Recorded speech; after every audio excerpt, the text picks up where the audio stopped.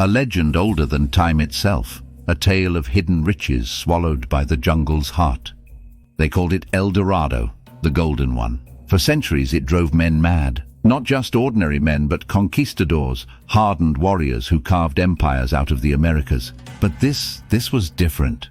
Picture it, 1500s South America. The Spanish Empire's on fire. They've toppled the Aztecs, the Incas, gold spills from their coffers. But those are just empires, mere kingdoms, and kingdoms fall.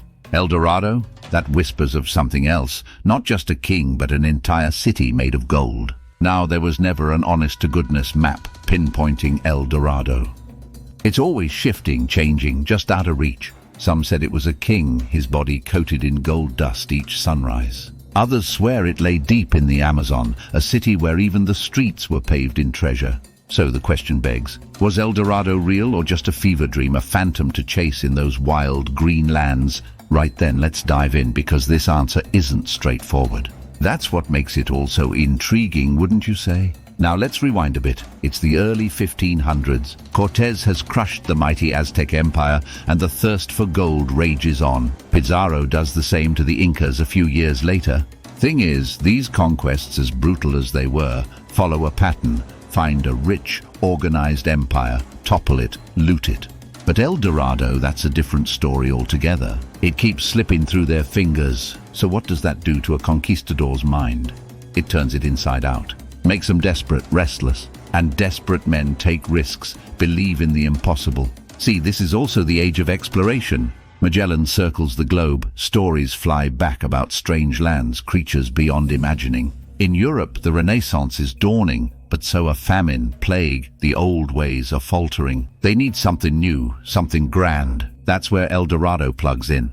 It becomes this symbol of a wider world, full of potential, but also danger. It's a promise that everything you know could be wrong, that there are fortunes and terrors out there you can't even dream of.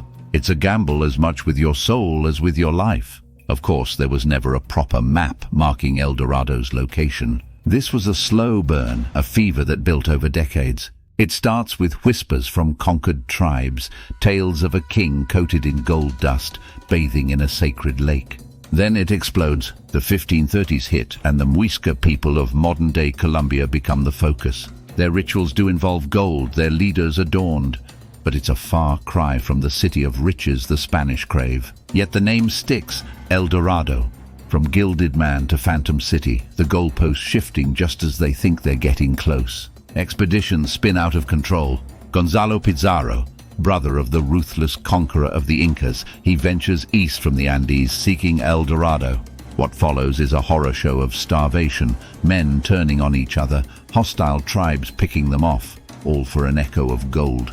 Francisco de Orellana, Pizarro's man, breaks away seeking food, only to discover the Amazon itself. His voyage is epic, but the fabled city, nowhere to be found. Yet Orellana's harrowing tales only fuel the fire back in Europe. And the crazy part, the Muisca gold was real, but limited, gained through trade, not endless mines. The El Dorado they sought, a mirage that warped and danced across the unforgiving continent. Yet the obsession wouldn't die. Sir Walter Raleigh, the dashing English explorer, he takes a crack at it, not once but twice in the late 1500s. The search even bleeds into the 1800s. It's a testament to the power of the human spirit. Whether driven by greed, desperate hope, or a thirst for the unknown, that damn legend just wouldn't let go. Now, did they ever find their city of gold? Well, depends how you look at it. The Spanish carved bloody empires across South America, but El Dorado, the grand prize, always remained elusive. Yet the search wasn't a complete waste, was it? Those expeditions, brutal as they were, pushed them deeper into the heart of South America, laying the groundwork for what we know today. El Dorado was the carrot dangled on a stick, driving men to explore, document, and yes, exploit uncharted lands. The funny thing is, maybe El Dorado has been found, just not in the way they expected.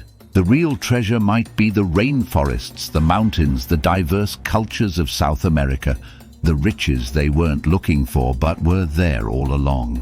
Leaves us with some questions, don't it? Was the journey worth it, even if the goal was a phantom? Can desperation pave the way to discovery, even accidental ones? Does the search matter more than the find? That's food for thought.